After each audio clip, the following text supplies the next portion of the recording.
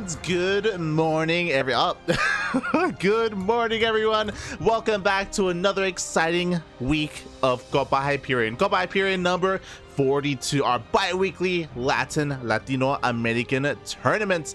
I'm of course your host, ZvT, and with me, I'm currently just joined by my beautiful plushies. Hello, welcome. I need to get a photo of my charge lot as well. My charge lot needs to join these boys. But yes, welcome everyone. Later on, I will be joined by Ducklings. Ducklings will be joining me for the semifinals onwards. But until then, I will have to kind of steer the ship on my own. And we are in interesting predicaments. Exclamation mark be in the chat if you want to have a look at the bracket yourselves, as we quickly hop over as well. We do have a decently stacked bracket. We do have some pretty notable names, but when it comes to the first round match, nothing really spoke to me too hard. I looked at it and I was like, you know what, all things considered, there's one that really stuck out to me just because of round two, because of the round two match, and I decided to go for it when I should know better. I decided to go for Chaos Fate versus Lady Dascastas. Dascasta even, sorry.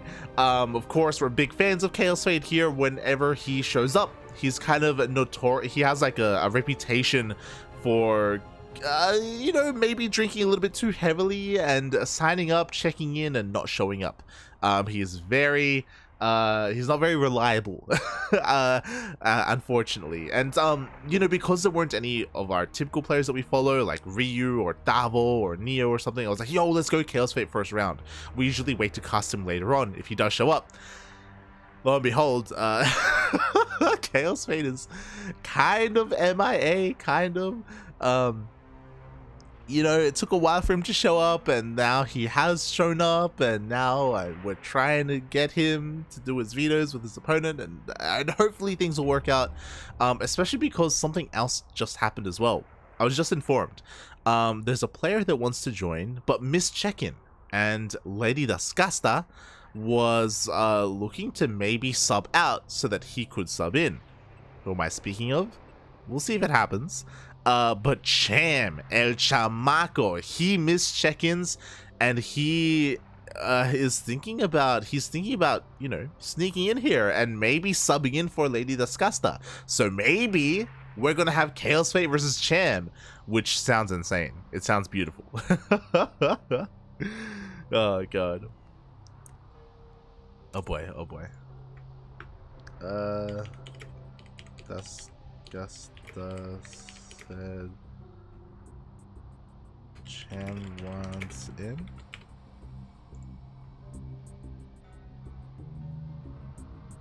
Oh. As they're trying, we're trying to sort things out here. We're trying to sort things out, and we'll see what happens. We'll see if we do end up having Chaos Fate versus Lady Dascasta, or if we have Chaos Fate versus Cham. Looks like they're all trying to figure out what the hell's gonna go on. So I did just want to come out, go live, and let everyone know what's going on. Why it's taking a little bit longer to get our first series underway. Feels bad, man. Feels bad, man. Meanwhile, having a look at the bracket, we do have some pretty big names. Jim Rising has returned. Now Papa Rising. I see you in the chat, Finantok. Of course, gotta let you know. Oh god. Xavier. God, shaking my head. Oh god. But yeah, I see Finantok in the chat, and of course Paco Mike is here. So Paco Mike, of course, is gonna be is gonna be here for his boy, for his #1 fan. All right, I was gonna say that Finantok, I don't know if you were here last week. I don't remember seeing you in the chat, but Jim Rising, he had a kid last week. I think actually less than a week ago. No. Maybe just over a week ago. Jim Rising, you know, he and his girlfriend, they went to the hospital. You know, she's been pregnant for a while, and they had their child, and now Jim has a son. He's a dad. For those wondering, his son's name is I think it's Ben. short for Benjamin. I think they call him Benjamin. So yeah, Jim Rising, he now has a kid, all happy, healthy, at home now. Everyone's at home. And it's really cool to see Jim Rising back, but also he took a couple of days off to spend with his family, right? It makes sense, right? They have to set up their house. They have to, of course, you know, it's a new experience and everything. But Jim seems really happy. He seems really happy and content with everything that's been going on. Ay. Play, we will cast puppy. Oh god. So yeah, it's pretty exciting to see everything kind of unfold there with him, and yeah, it's also kind of in a way, what's it called? It's like a bit of a wake-up call or something. Like, it's kind of odd to see a pro player have a child. We don't have too many of those. I'm pretty sure TLO has a kid. I'm pretty sure he's posted about him, but yeah, we're getting to the point where some of these older players, some of these old school players, they're growing up, they're getting older, they're starting families, you know? I mean, obviously the big one is like Artosis has like 10 kids, but he's not necessarily a player, so it's not quite the same. But knowing that Jim Rising is now a dad and also still competing, obviously he focuses a lot more on his stream, but it's still really cool to hear, and I wish him the best, and I hope, yeah, I wonder how things are going to change now as well, because he's probably going to have less time to actually compete, but again, his main job is to be a streamer. He's a very popular streamer, so yeah, things are going to be a little bit different. Oh god. Interesting times. Meanwhile, I don't know if you saw there, but we did have a couple of walkovers as well. Sneaky Turtle did have a walkover over Elaine. Kamikaze had a walkover over Everness, so I could probably go for TheZergLord versus Kamikaze, I guess. But I'm still holding out hope here for Chaos Fate versus potentially Cham. Yeah, let's go. We have confirmation. It's happening. I know it's like 20 minutes late. Oh god, but Cham has stepped into the ring. He has returned. He wants his championship back, but he didn't even get it last time. Fun fact, the last time Cham played in Copa Hyperion, he got knocked out in the semifinals by TheZergLord. TheZergLord knocked Cham out in a ZvZ. It was crazy.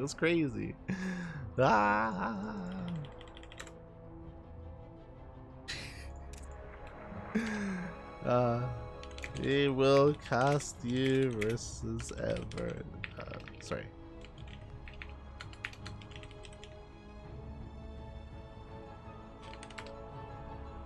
I just missed some players. Just letting them know, shaking my head. But yeah, so TheZergLord knocked out Cham. So Cham didn't even make it to the finals. Last Copa Hyperion, he didn't even make any money, which was crazy because I think everyone can agree Cham is the highest ranked player amongst everyone here. You know, he's top 3 in Latin America for a reason. The only people that consistently beat him are Special and Kelazur. Anyone else, it's like more of a sporadic thing, whether Ryu or Eggs or Paco Mike can stop him. But yeah, TheZergLord taking down Cham was absolutely insane 2 weeks ago, and we'll see if maybe we have a repeat as we are getting ready for our next series. It looks like it will not be Cham for the time being. It's taking a while to really get going. Oh god, Kamikaze, boom. Oh good. Beautiful. Do I have enough time? Team Super. Kamikaze is Eximius Gaming. Beautiful.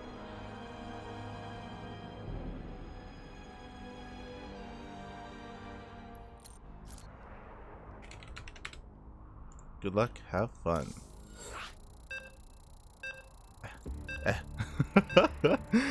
Oh god, so I apologize for the delay, but here we go. Finally, we have our first series of the night. It is going to be some Brazilian on Brazilian action here.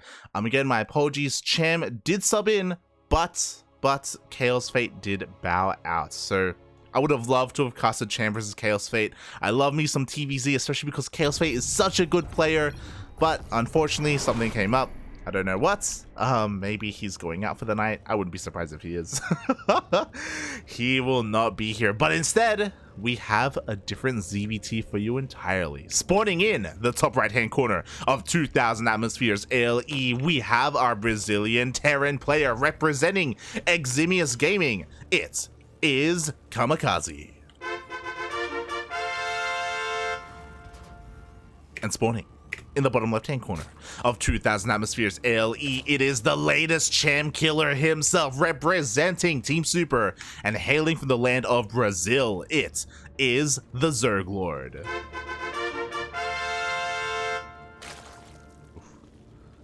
As we do have a little bit of latency there, hopefully it's okay. We are on the Brazilian server, and me being from Australia, it's the server is pretty far away. So hopefully everything's okay. Fingers crossed, fingers crossed. But yeah, here we go. So again, Cham is in the bracket, so definitely want to keep an eye on him, Parker Mike, Jim Rising. Mexico has come out in full force. Likewise, so has Brazil. Not just the ZergLord and Kamikaze, but Master is in the bracket as well. I was keeping an eye on him. So I look forward to seeing some Master later on if he's able to survive the likes of Cham. And we'll see which one of these two players moves on to the semifinals. Like, again, because round one is already kind of finishing up here, both of these players are already in the quarterfinals, and we'll see how they do, because we have been casting Kamikaze a little bit more frequently recently, and he's actually been looking pretty good. He's one of those up and coming players. I want to compare Kamikaze a little bit to Yanji, where for a long time they've been in the middle of the pack, and they still are, but Kamikaze has been slowly improving over the past 6 months. He's been getting better and better, and it all culminated last week. Last week in Sentimiento Latino, he took a game off of the ZergLord, and that's something we don't expect, because the ZergLord is at the top of the region. He is at the top of his scene. There's a reason why he 2-0 Cham. You know, it doesn't happen too often, but there's a reason why he was able to beat Cham. So Kamikaze taking a game off of the ZergLord was very impressive. But can he do it again? And can he like kind of surpass himself and take a series? Again, Kamikaze is the underdog coming into this, but we'll see. We'll see if he can do it. Oh god. So far the game is getting underway. We do have, of course, a Reaper opener. Reaper comes across the map. It shouldn't really get too much damage here, you know, just chipping away at the drones, being a little bit annoying, and keeping an eye on the third base. Unfortunately, he wasn't able to delay the third. Third is already on the way. So the ZergLord, yeah, pretty standard opener. He's gotten away with everything, and he hasn't had too much trouble here with this Reaper. As Kamikaze checks the horizontal third, and now he's going to check the triangular third, finally getting eyes on it. At least confirming it's not a 2-base all-in, which, I mean, the ZergLord, he is a player who could throw that in there. He isn't the most macro of all the Latin American Zergs.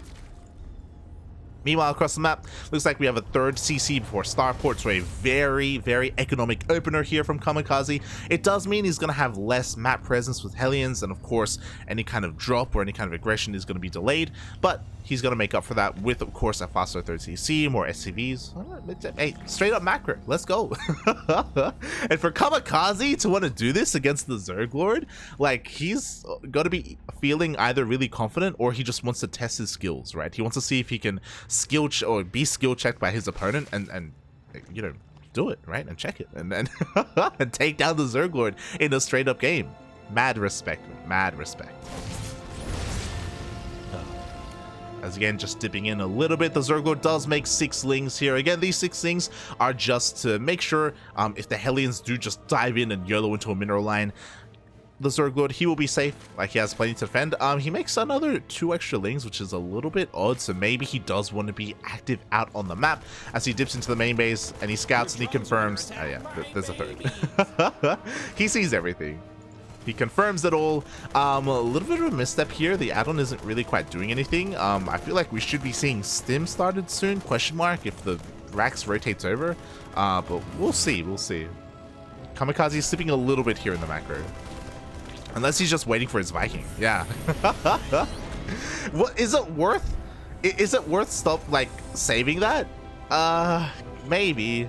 Like, okay, so from what the ZergLord saw, and he was in here for a long time, and he saw that the Rax refused to lift, he could read that it should be a starport on a tech lab. Like, that's exactly what it should be. And if he had seen that, and if he had confirmed that, it does show a sign of mech. as we do have 2 factories thrown down. So the ZergLord didn't see all of this because Kamikaze was way— oh no! No! Kamikaze! The Ling is denied here by the depots, but looking at the vision, it sees the second factory. The ZergLord should know 100% that it is going to be mech. Oh, that was so close though.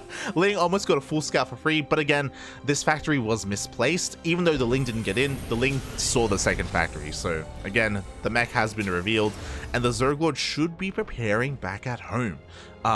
Ooh, we have a Spire on the way. Ballsy move, but it definitely can work going into mutas this early on. Anti-air is very limited here for Kamikaze, so it's all about, sure, the ZergLord is going to be saving a lot of his resources for mutas, but before that happens, Kamikaze has a window here where maybe he can get into a mineral line, maybe he can roast some drones. So far, the ZergLord has done a great job at keeping all these Hellions in check, keeping them at bay. The crease spread is looking pretty good as well. But again, obviously these queens are a little bit immobile. And are we seeing a fusion core? No, we're not. Okay, we do have one Banshee, but the Banshee's staying at home. I was hoping that if the Banshee went across the map, ideally the Banshee distracts the queens, and then with the Hellions you can get into a base, right? Or vice versa. The Hellions distract the queens, and the Banshee gets in and gets some drone kills. For the time being though, like, there was no cloak, there was no fusion core, second Banshee's on the way, but we have a little bit of supply blocks, so Kamikaze again, his macro is suffering a little bit here, and the ZergLord got away with it. Like, he defended, the Hellions did nothing, and the Spire finishes. So he can make a massive wave of mutas, and so far this has gone unscouted. Looking at the vision of Kamikaze, he didn't get into the main base. The Banshee was at home, so he wasn't able to potentially scout with the Banshee either. Thankfully, he is working on some anti-air. We even have a couple of safety missile turrets being thrown down, so he is kind of covering all his bases, and it makes sense. He hasn't seen any roaches, so it's like, you need to be spending your gas on something. If it's just pure Ling Bane, like, you have to be doing something, right? So he is just throwing down even 2 missile turrets. Jesus Christ. He is hyper preparing for this. Oh my god. Meanwhile, massive shout out to Quirky. Hello, Quirky. The ANZ Champs waiting room. Yes, yes. For those wondering, after this tournament ends, maybe an hour or 2 afterwards, we are going to be back with another broadcast. We're going to be casting ANZ Champs qualifier number 1 for season 1 of 2022. But before that happens, the mutas are here across the map. Oh no, they focused out one of the missile turrets. Oh, the Widow Mines even. And it looks like for the time being, they will be forced back by the Cyclones. Oh my god. 4 mutas getting picked off, 400 gas down the drain, and the ZergLord hasn't really gotten any value yet. He got a single Widow Mine and that's it. So far, a great catch by Kamikaze. This could have been a lot worse, especially if the mutas had gotten into the base. But so far, so good. Kamikaze's able to zone him away. Forced to cancel his 4th base. A little bit too exposed there, unfortunately. So Kamikaze a little bit unlucky. He's going to try and encircle and capture these mutas. And once again, he gets some decent lock-ons. Oh my god. The ZergLord?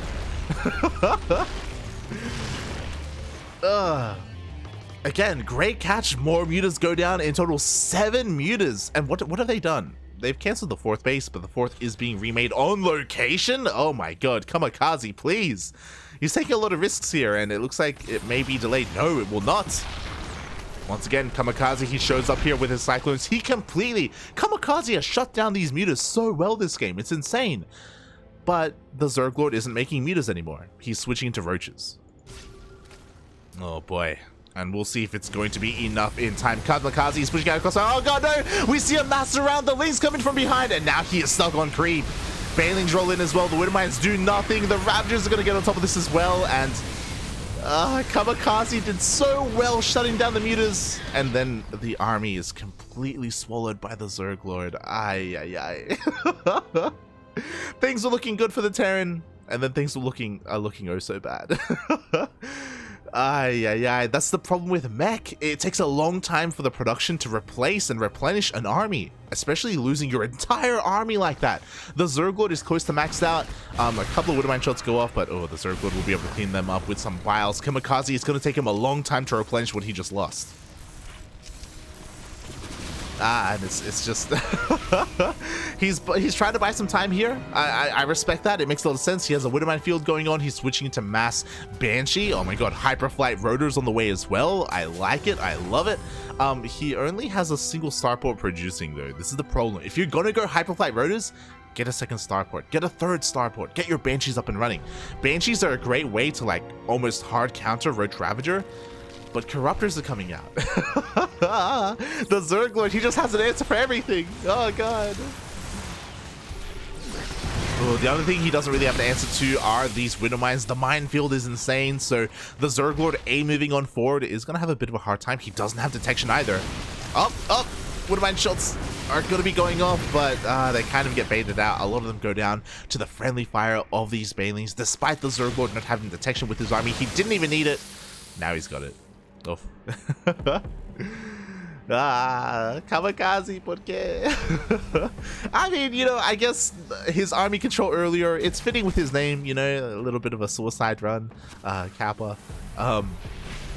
He's trying to switch into Thors, which makes sense, but at the end of the day, the ZergLord has finally hit 200 supply. He's moving out across the map, has the Corruptors to help deal with the Banshees, and once again, there is nowhere to run.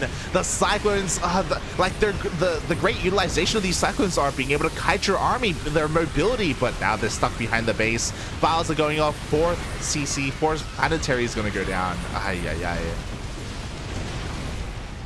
There's just too much Zerg here, and even if the ZergLord gets cleaned up, which it looks like he no.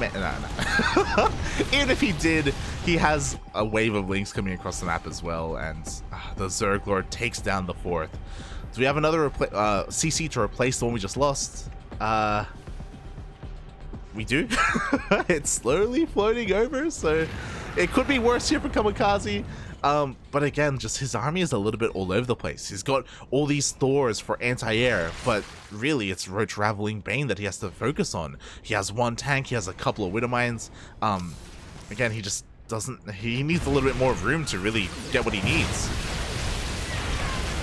Just like that, another tank goes down. Nothing stopping the Roach Ravager from getting up this ramp.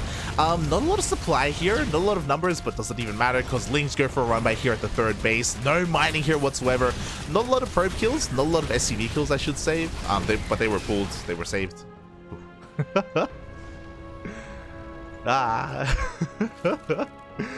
And thankfully the ZergLord, he isn't tunnel visioning too much. I mean. You know, we have Pathogen Glands on the way for an infestation pit, for infestors. We have a hive on the way as well, so the ZergLord, he is thinking ahead. He's not stuck on lair tech, which is a good thing because it's something that we've been critical of the ZergLord in the past.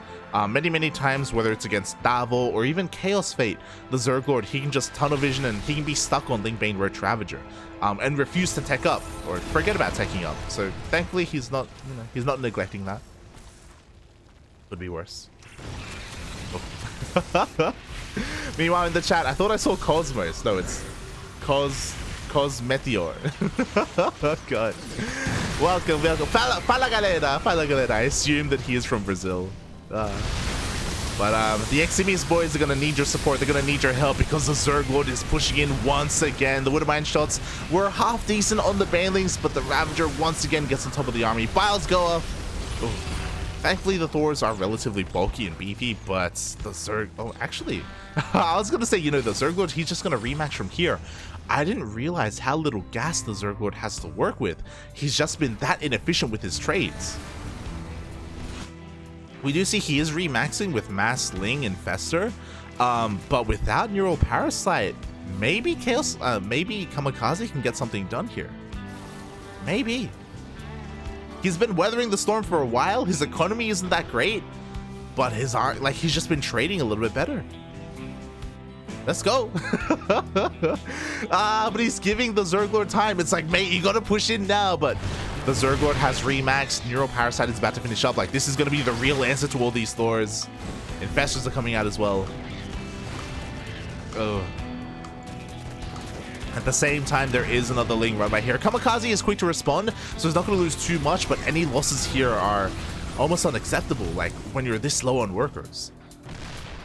To be fair, a couple of moments ago, he was around 60. Now he's at 70 SCVs. Like, he's doing a decent job of punishing them.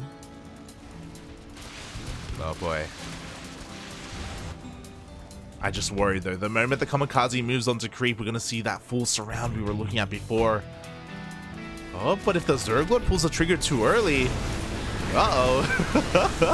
Banelings are rolling on forward here. In come those infestors. Mate, we need you now. We do have a couple newer power sites on the Thors, on the tanks, but at the same time, the Hellions are focusing down the infestors. All the infestors go down. That's it. Without infestors, you can't really fight this army. The ZergLord, he bunched them up a little bit too much. Only a single infestor survived. The ZergLord, another, sorry, Kamikaze, another great fight. Oh, but he didn't have a bank. Oh, and there was a little bit of a Bane run by here as well. He's just having a real hard time replacing what he's lost, and he's just allowing the ZergLord to keep remaxing time and time and time again. That could all change once the 5th base gets up and running, but oh my god! Before the 5th base gets up, we do have another bit of an engagement here. The ZergLord gets a tank, almost gets another Thor, but this is huge. Like, once this base gets fully saturated, like Kamikaze, he's not going to have a hard time remaxing. Let's go. Meanwhile, the ZergLord, what's important is that the Greater Spire just finished up. We have 7 Corruptors on the way. He's ideally wants to switch into Broodlord Investor. And that's going to be like his end game goal here, his composition that he's going to be working towards. There we go. 8 Broodlords are on the way. What's our anti-air looking like? We have a couple of Thors, but they're also quite low on health here. And once the Thor is full, like, that is the only anti-air that Kamikaze has to work with. Sorry, a bit of a Hellion run by at the same time. Ooh, actually going to be dealing some decent damage. What kind of response do we have here? A couple of Ravagers are on the way. Queen falls, 6+. Drones are going down. Finally, for the first time this game, the ZergLord, his economy gets hit.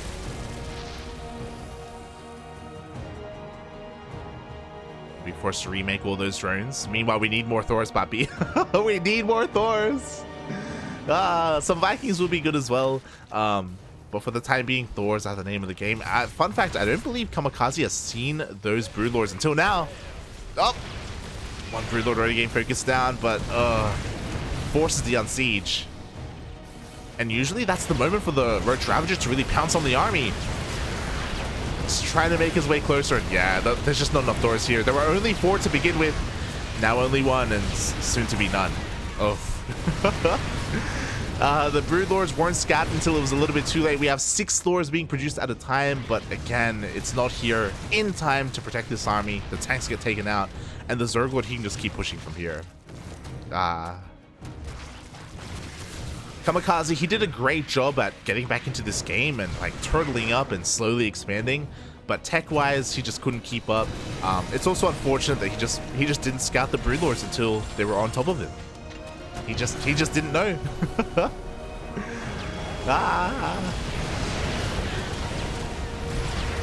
Meanwhile, Thors are coming out one by one, and they're doing what they can. Don't get me wrong, but they are still just trickling in, and the Broodlords, they reign supreme. They get on top of Thor after Thor. Isolate the 5th base. 5th is going to go down, and because it's a planetary, it can't even be lifted. Oof. And the ZergLord, he's just slowly suffocating his opponent. Again, I'm very impressed with how Kamikaze played, you know, the way that he was able to come back, the way that he utilized his mech, the way that he was able to catch all those meters early on. As a reminder, like, that was huge. That was insane. But here in the mid game, like, keeping up with the tech switches of the Zerg was just a little bit too much.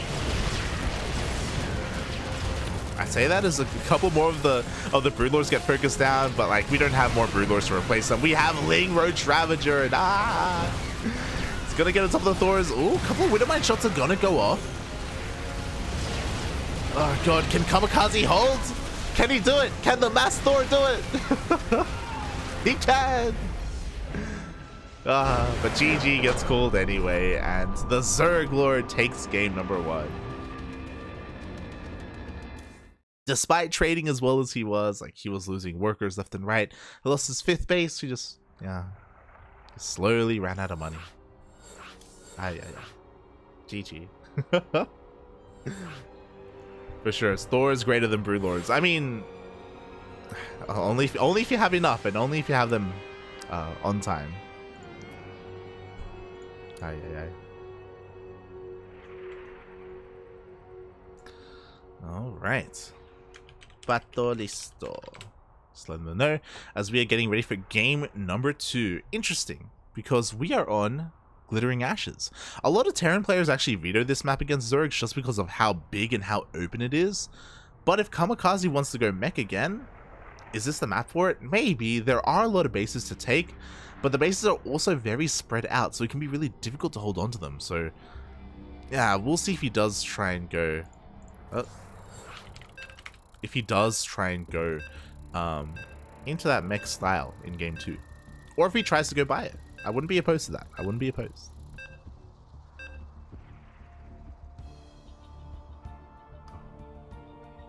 As we are diving into game number 2.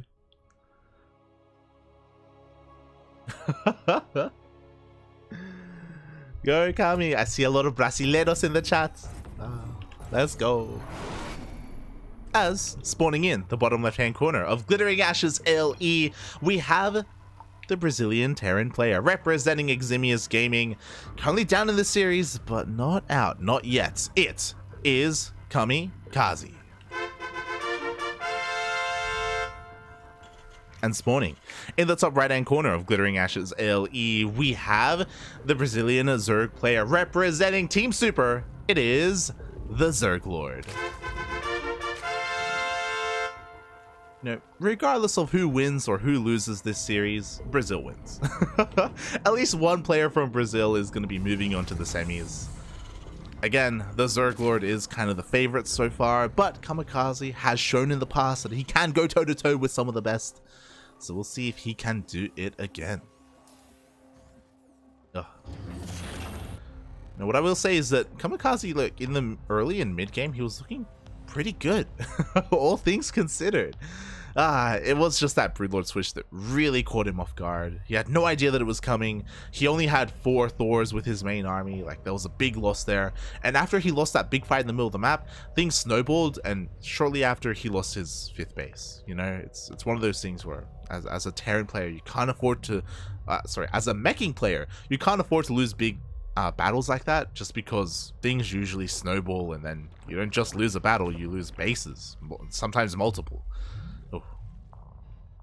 Momentum swings hard when you lose a high-tech army like that. Same thing applies to Protoss, I guess, you know, when it comes to like either a heavy Skytoss army or a heavy Robo army. Very similar in that way. Oh boy. So we'll see if our Terran player switches things up here. It was also a shame because in the early game, if you remember, his build was slowed down because of the Overlord. He refused to throw down his additional factories until the Overlord was killed, which is understandable, but at the same time, it took him a long time to kill the Overlord. So, it was a bit of a feels bad, man. Oh boy. As the first Reaper is going across the map, some decent damage on the first drone, but Lings are here to help keep it alive. Queen is going to come out in a couple of seconds as well. Yo, Kamikaze playing with fire right now. Calm down, God! Calm down, puppy. Calm down. Oh, and this is important. So Kamikaze, he is denied entry, but he's going to check the 3rd base. It is so important that this Reaper has survived. Why? Because we have some 2-base play on the way. Reaper confirms there is no 3rd. This is a red flag, and we have to go into the main. But if he goes into the main, the ZergLord, he knows that he is ready to catch that Reaper. Oh boy, just confirming once again. Hold on, he's doing a double take right now. Is there really no 3rd? Confirms, checks once again. There we go. Bunker on the low ground. Ay ay ay. Questionable move, puppy. Questionable move. Tank is on the way as well. We, of course, are seeing 2-base roaches on the way from the ZergLord. And I really worry for Kamikaze because against this kind of build, going for a low ground bunker is really risky. Oh! What? The Reaper gets in! Ah! And the Reaper confirms one gas in the main base, confirms the Roach Warren. Kamikaze knows 100% what is coming his way. How did the Reaper get past everything that was here? He somehow didn't get surrounded by the Lings. He was able to survive the DPS of the Queen, and now he can get ready at home. We have a wall. This is so important. He has to make sure this bunker survives, because this isn't just Roaches, this is Ravagers as well. This Overlord is also going to be key. The Overlord is going to provide high ground vision for those Ravagers to snipe this tank. Oh, and unfortunately, it was a third CC before Starport, so we do not have a Viking. We cannot deny the vision that this Overlord is providing. Oh boy. As now we have two, we have almost a third bunker on the low ground. It's gonna have to be rebuilt. And the ZergLord, he sees this wall, and he gets a third base behind this. Oh boy. And what's important is that he only made a single Ravager. So the ZergLord, because he got scouted early on, he is not committing to this. Again, only made a single Ravager. He invested as few resources as he could, and now he's just droning up. And he is hoping that Kamikaze overreacts, and Kamikaze is kind of overreacting. We have a fourth bunker being thrown, fourth bunker. Very unnecessary. Obviously, this can be salvaged, but again, like some wasted resources. Oh, the target fire! Ah! He gets the Ravager. Let's go. Again, Kamikaze, seeing this, he should recognize, okay, like, I'm safe. I'm fine. I can salvage these bunkers. He already has a third CC. I can land that on location. Like, I can get into my game. And hopefully it doesn't take him too long to get his third up and running. Also, something that I'm a little bit surprised by is that despite having a third CC, it looks like he hasn't been producing SCVs at the rate that he should be. So it took him a little bit longer to get this third up and running. I think there was a little bit of a supply block earlier as well, but at least finally the third is on the way. Uh-oh. Oh. And I don't know how I feel about this from Kamikaze. Like, I understand that he wants to push out because he made a bunch of Marines that he really didn't want to make, but the Marines are kind of useless. Like, they don't have stim, they don't have combat shield because Kamikaze is going into mech. So we'll see if he can get anything done here. Denying the fourth would be ideal, by the way. Yo, can he do it? It looks like he should be able to. A couple more Roaches are on the way, but they're not ready. Up. Beautiful. We do have a cancel here, so I take back everything I said. Kamikaze, big brain move. He goes across the map with his Marines. He denies the fourth base, and now he has to run back home. He cannot stay here any longer. Like, okay, there we go. He does back off for the time being. It looks like maybe he wants to dive back in and deny the fourth again, but okay, he does turn around. Oof. And okay, I thought he was throwing down the second barracks. I was a little bit confused, but no, he's just rotating the other one over. It is indeed mech, but a very different style of mech. Instead, we have a more focused production here on tanks. We do have Macville accelerators finishing up for the Cyclones, but oh, another brutal supply block. Has 5 deepers that made at a time. Aye. And I'm hoping that we see mass Cyclone production here. Yeah, let's go. The Cyclones are going to be so important. Why? Because the ZergLord is going into mutas again, just like the previous game. And I'm hoping that just like the previous game, Kamikaze will be able to catch those mutas before they are able to deal too much damage or any damage.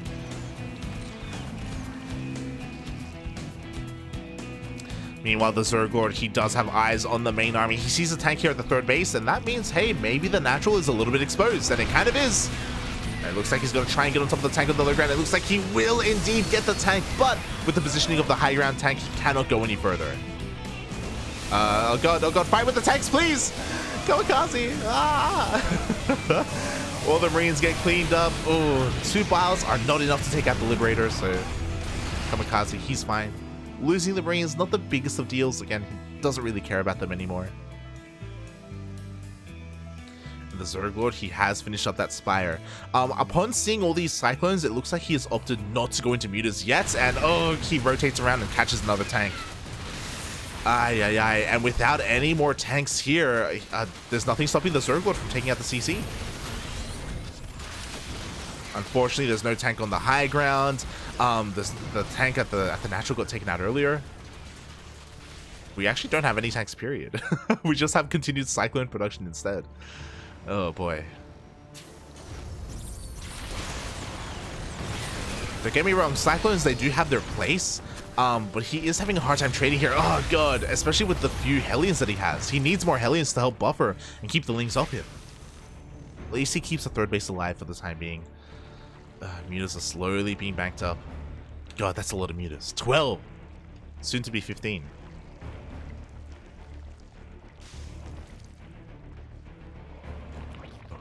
So they're going to be moving out across the map. Kamikaze, at least he establishes his third base once again, but this location is significantly weaker than it once was. The depot wall got taken out. The tanks haven't been replaced. They're not going to be replaced. I really worry about that, by the way. Like, tanks have their place in this matchup, you know? The Cyclones are going to catch all the Roach Ravager, which is great. But the mutas, they dip in. They're going to be able to take down some of these depots. They don't get into the mineral line, so honestly, great trade for Kamikaze. He wasn't there to stop the mutas, but the mutas didn't get anything done. Meanwhile, oh no! Kamikaze, please! Ay. Hashtag Brazilian internet. Yo, it's gonna be such a shame he actually times out here. Like, Kamikaze, he's not in a bad place. Sure, he's down in workers, and sure, he needs a fourth base, but overall, he has done a decent job at keeping up in this game. Oh god. If he does time out, we will have to just resume from replay and get back into this. I think the other reason why I still think that Kamikaze has a really good shot is that the mutas haven't done anything yet, and there are a lot of Cyclones, so he can chase them down, he can zone them out, and he can kind of make this muta investment make it not worth it. Game paused. Ooh. Boy, so we do have a pause.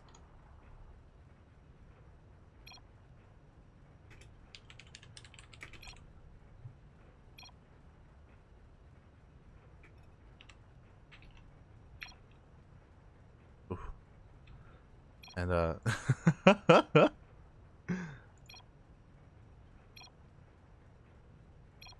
okay. Looks like we're ready. Oh.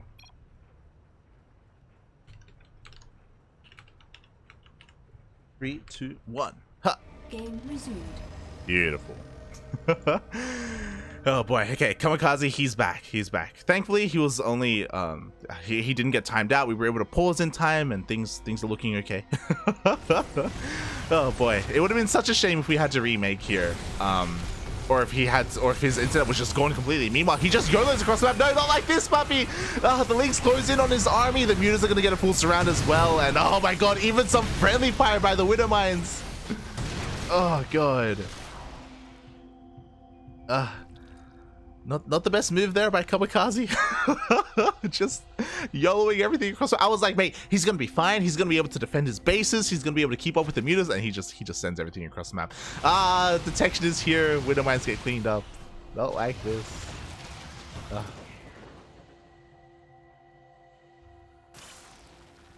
Yo, but the field is still here. Up. Ooh. Not bad. One more Woodmine shot is all he needed. As Lings are floating on forward. At the same time, we have a Blue Flame Hellion run by here. It forces all the mutas to come back home, and 10 plus drones get taken out. At the same time, the ZergLord is getting set up for a massive Ling run by. The wall is not a wall. There's just nothing here to stop him from getting into the natural base. No, not like this. Kamikaze is forced to run back. Despite the damage that he was able to deal across the map, this feels a little bit more important. Again, Kamikaze, he's down in bases. He was already down in workers. He can't afford to lose this. I like how to make up for the lag and make up for the ping, he has 3 Mistards here. Oh my god, despite that, the mutas, they don't even care. They focus down 2 of those Mistards. 20 SCVs go down in total. And Kamikaze, he keeps going for the YOLO move. He's like, mate, I don't care about all your mutas. Let's go. And to be fair, if these Widow Mine shots are good enough, like the mutas, they're gonna get cleaned up. Up. Oh, the splits are good enough though. The ZergLord, he has detection. The Widow Mine shots, the potential was there. But the control was even better from our Zerg player. Oh!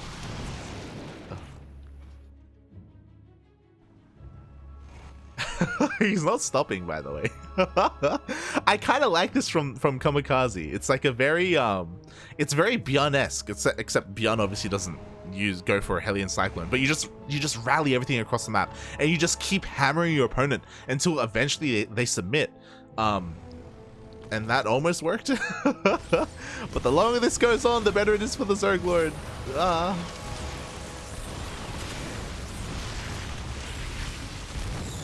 We have another Ling run by across the... Oh no, the Ling's taken up into the main base as well. The tank is going to go down, and then there will be nothing to help defend this natural base. So Kamikaze, he has to turn all the way back home.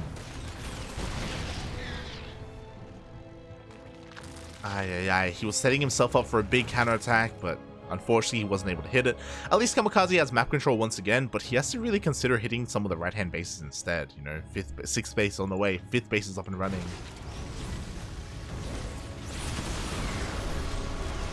Trying to find a way in up this ramp.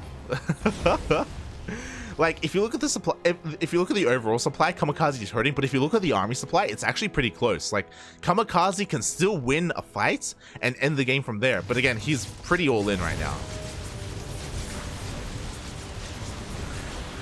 Queens are going to be going down. Widow Mines, they're going to be borrowing. The Bailings roll in. Ooh, good Widow Mine connection. Bailings are going to find the best connections here. Mutas, they take out an entire base. If Kamikaze wasn't all in before, he's definitely all in now. Oh. Miles, like, the thing is that the ZergLord doesn't even need the Mutas. Like, he's doing such a great job just with the Roach Ravager. And in the end, it's just too much here. We see the full surround. Mutas coming from behind. GG gets called. And the ZergLord takes the series 2-0.